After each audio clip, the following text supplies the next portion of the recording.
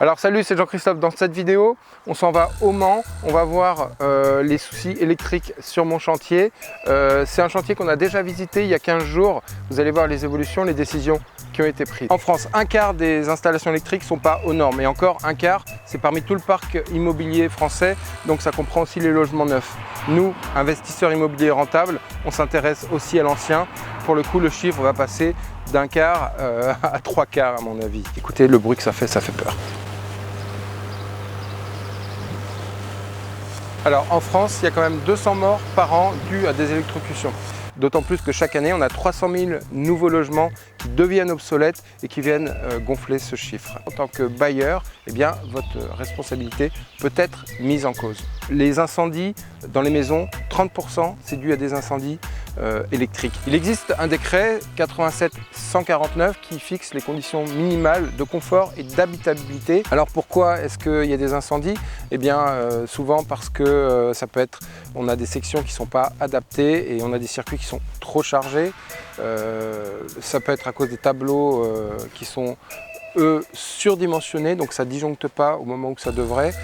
C'est aussi des fois parce qu'on a des installations qui sont vétustes, des appareils d'équipement, des radiateurs par exemple, électriques.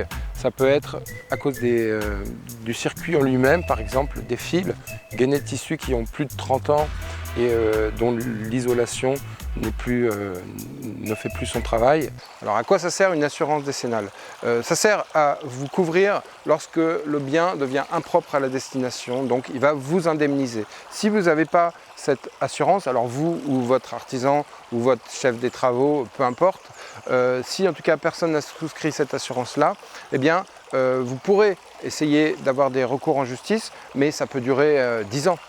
Alors qu'une assurance décennale, vous allez être tout de suite dans les mois qui viennent, 2 mois, 3 mois, vous êtes indemnisé.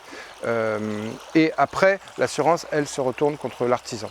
Donc, quel artisan peut avoir une intervention qui rende impropre votre bien?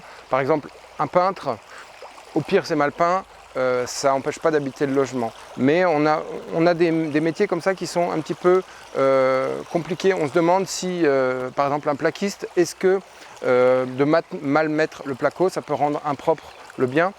Oui et non. Par exemple, si le plaquiste il isole et que c'est mal isolé, s'il y a des champignons, si vous avez un air qui est dangereux, du coup le bien devient impropre. S'il y a des normes de confort, si c'est trop froid, trop chaud, ça peut devenir impropre à la destination.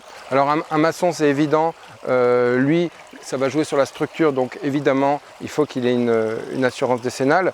Un carreleur, pas vraiment. Si le carrelage se fissure, c'est pas très grave. S'il faut casser toute la dalle, là pour le coup c'est une autre histoire. Un charpentier évidemment. Une façade, si vous faites un ravalement de façade et qu'il y a un souci des fissures, a priori on pourrait penser que non.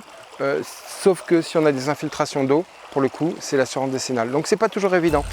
Alors en cas de sous-traitant, c'est lui qui doit assumer les conséquences et avoir une décennale. Donc si c'est un architecte d'intérieur, un chef des travaux, attention toutefois au courtier qui n'est pas tenu d'avoir une décennale. Donc ce sous-traitant qui prend une assurance, c'est à lui de s'assurer que ses artisans ont eux-mêmes leur assurance. Mais après, c'est plus votre problème. Si vous avez un architecte qui s'occupe de vos travaux, c'est lui qui doit s'occuper de ça. Un cuisiniste, à votre avis, est-ce qu'il faut une assurance décennale pour un cuisiniste? Parce qu'une cuisine, en fait, c'est quoi? C'est des meubles qu'on pose? Eh bien oui, parce qu'on va fixer des meubles au mur et du coup, ces meubles vont devenir des immeubles. En plus, on va toucher à l'électricité, à l'eau. Donc il nous faut une assurance décennale. La plomberie, même chose. Un tuyau qui fuit, c'est pas grave, sauf que si c'est la chaudière, si on touche au gaz, là c'est plus embêtant. Et si ce tuyau qui fuit est dans la dalle, encore une fois, ça dépend de la garantie décennale. Nous voici dans le logement en travaux. Alors je suis content parce que y a eu des changements de fait. Les anciens fils, donc qui sont ceux-là, vous voyez, c'est une tresse de tissu, ne sont plus utilisés alors qu'au départ, ils s'étaient repiqués dessus. Donc ça, ça va être dans le faux plafond, ça ne sert plus à rien et on réduit quand même de beaucoup les risques d'incendie. Alors on fait un petit tour rapidement. Donc vous voyez que sur les murs, c'est du placo phonique, Toujours pareil, pour notre souci de boîte de nuit en dessous, on essaie de créer une boîte dans la boîte. Autre remarque que j'ai pu faire sur ce logement, c'est ces appuis de fenêtre qui sont pour l'instant en placo qui n'est pas hydro, il est phonique mais il n'est pas hydro. Donc si la fenêtre reste ouverte, qu'est-ce qui va se passer? Eh bien ça va s'abîmer. En plus c'est des angles qui sont vraiment sollicités. Donc moi ce que je conseille c'est mettre une pièce de bois. Ça peut être par exemple si c'est un parquet flottant, le même revêtement que le sol. En tout cas une pièce qui craigne pas l'humidité, qui soit solide, résistante. Autre avantage c'est que ça va protéger l'angle qui est en dessous. Alors avant de fermer les cloisons, passer sur le chantier pour contrôler. Ça a été bien fait déjà, contrôler tout simplement qu'il y a de la laine de verre ou de la laine de roche pour l'isolation thermique et phonique ici, puisque c'est une pièce à vivre et une chambre. Et aussi qu'elle est bien faite, c'est-à-dire qu'elle va jusqu'en haut. Des fois, ça les arrange parce qu'une plaque, ça se termine 5 cm en dessous. Ils ne remettent pas debout, mais le son va passer par là. Donc c'est l'occasion ou jamais de vérifier. Autre chose, regardez ici, vous avez une alcôve. Donc on essaie toujours, pour ma part en tout cas, de faire avec les éléments qui existent. Et donc, avant de dire on casse, on se demande ce qu'on peut faire de cette alcôve. Et ici, l'occasion, ça va être de faire un lit, une place, un petit couchage, un petit sas, un petit cocon, comme s'il y avait un rideau. Et ça va vraiment faire un espace nuit. Et ici, l'espace jour avec le bureau.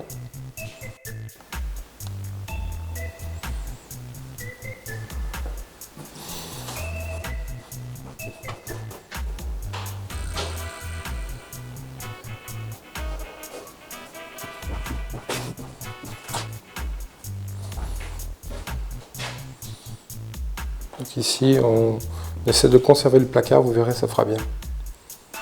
On a l'impression que ça fait vieillot, mais quand ça va être peint, on va enlever par contre la corniche qui est là-haut.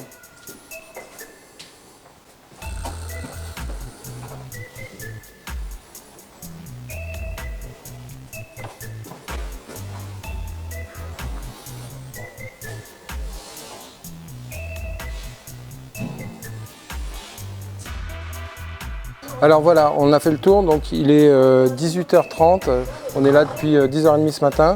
On a choisi le revêtement de sol, on a choisi les revêtements pour la salle d'eau, on a choisi la cuisine, on a vu le cuisiniste, les éléments de cuisine, on a choisi les couleurs pour les murs de peinture, on a choisi la faïence, bref, grande avancée, normalement d'ici 5 semaines. On devrait pouvoir publier l'annonce. Donc l'annonce, elle va déjà être publiée par rapport au croquis que j'ai fait. Ça va permettre de trouver des locataires avant même que les travaux soient finis. Allez, je vous dis à bientôt. Vous pouvez laisser vos commentaires en bas de la vidéo. Vous pouvez aussi vous abonner si ce n'est pas déjà fait. Puis si vous aimez, vous pouvez laisser un petit pouce. Allez, à bientôt, ciao. Alors, derrière la caméra, il y a Louis. Est-ce que vous savez pourquoi Louis est là? Il va vous le dire. En fait, je vous explique. On se dirigeait vers mon collège, papa m'emmenait. Et au moment de tourner à droite dans la rue Gambetta, il me dit c'est vraiment dommage que tu viennes pas avec moi. Au moins on aurait pu faire une super vidéo. Donc je lui dis que aujourd'hui j'ai que études, accompagnement personnalisé, art plastique et encore études. Il me dit de toute façon l'accompagnement personnalisé ça sert à rien, c'est pour remplacer des heures aux profs qu'on a perdu à cause des sections qu'on sautait. Alors du coup on le remplace par AP. Et accompagnement personnalisé, et du coup ça fait des bouches-trous entre guillemets. Et voilà, du coup je me suis retrouvée ici avec vous pour tourner cette vidéo au Mans. Voilà.